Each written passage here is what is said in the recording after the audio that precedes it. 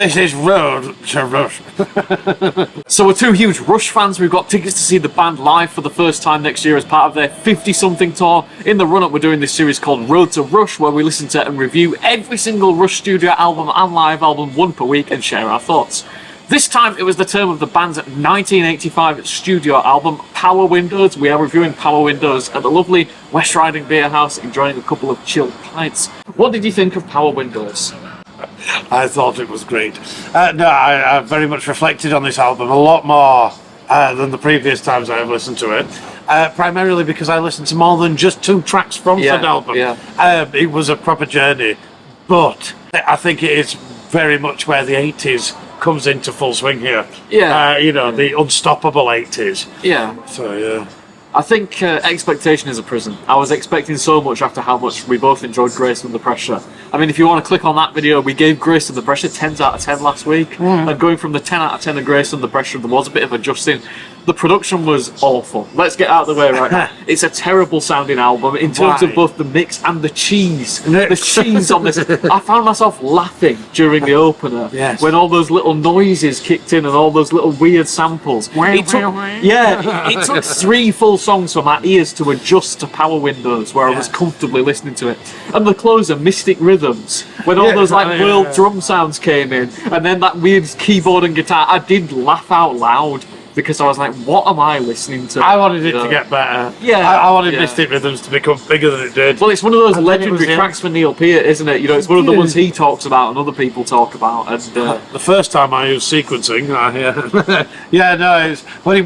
it was revolutionary. For that fact. That is absolutely true. But I just found it got to this point with these where we've got the popness of each track, but then they started to try and take it out of the structure comfort zone, if you will. We didn't quite straight go to home at the end and all that sort of thing again, but pretty tacky. I think for the first time ever, Rush are succumbing to trends. They're copying what other people were doing rather than doing what they wanted to do. Like, for example, in track 2, Grand Design or Grand Designs, whatever it's called, Geddy Lee doing that bit in the vocals. It was like so cheesy, and it didn't feel like Rush. It felt like they were trying to copy something else. It didn't feel like they just thought of it in the moment and were enjoying it like as with all the previous stuff had. Well, the new fancy schmancy producer shining through there. But it took my ears a while to adjust to the world of Power Windows.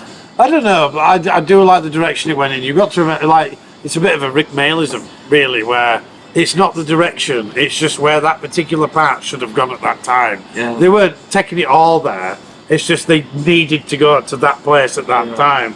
But I do feel there were some copping outs. Let's start a song that goes, oh, let's do it again. But I still enjoyed those parts, though. And in all the Rush documentaries, whenever they talk about, the band went synth and it got rubbish, they always play clips from songs on Power Windows of the very keyboard heavy sections. They were already synth and they were already rubbish. Must admit though, there were still some great guitar moments on the album. Like from when you read about Rush as the band, you get the impression that suddenly Alex Lifeson isn't there and it's just the Geddy Lee show. But he still has some great moments on the album. I feel it's very Queen's Greatest Hits 3 of guitar level, if you know what I mean, as for the guitar production, as well as general sound effectage. Yes, very Queen Greatest Hits 3.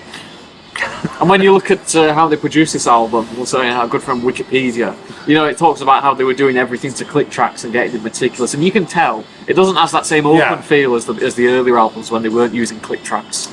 There seems to be a lot of you won't say undynamic because that's not a real word. Velocities on a lot of the drum stuff. It is very, straightforward. We're in that kind of peak loudness thing of the 80s, where everything's loud all the time. There's not the dynamics in the kind of mixes and masters that there were in the earlier works of the albums. If everything was going to be loud in the 80s, Rush had to be. Yeah, exactly. Rush had to be the loudest and the most obnoxious of all the bands. Did he wear glasses on this album? I think. No, I don't think he did. I think those binocular eyes were coming out. Yes, yeah. What was your favourite song on Power Windows? Well, I was introduced to Marathon by Ethel, which is an absolute banger.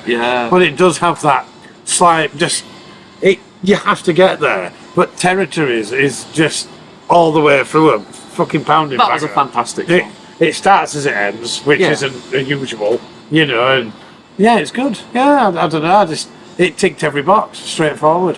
Mystic Rhythms was good, but could have been better. Yeah. I wanted more of the track called Mystic Rhythms. It had a strong start, didn't it? Yeah, Mystic Rhythms. yeah, It had a really strong start, and then it just kind of didn't deliver, especially because it's a closer. Do you know what I mean? For a closing track, we wanted... Kind of puffed off. I'll tell you what we wanted. We wanted the balls. We wanted the balls in there, didn't we? You know, we wanted the balls of what the band were doing at that stage. But no, I had a good time with this album. Not as good as the previous one.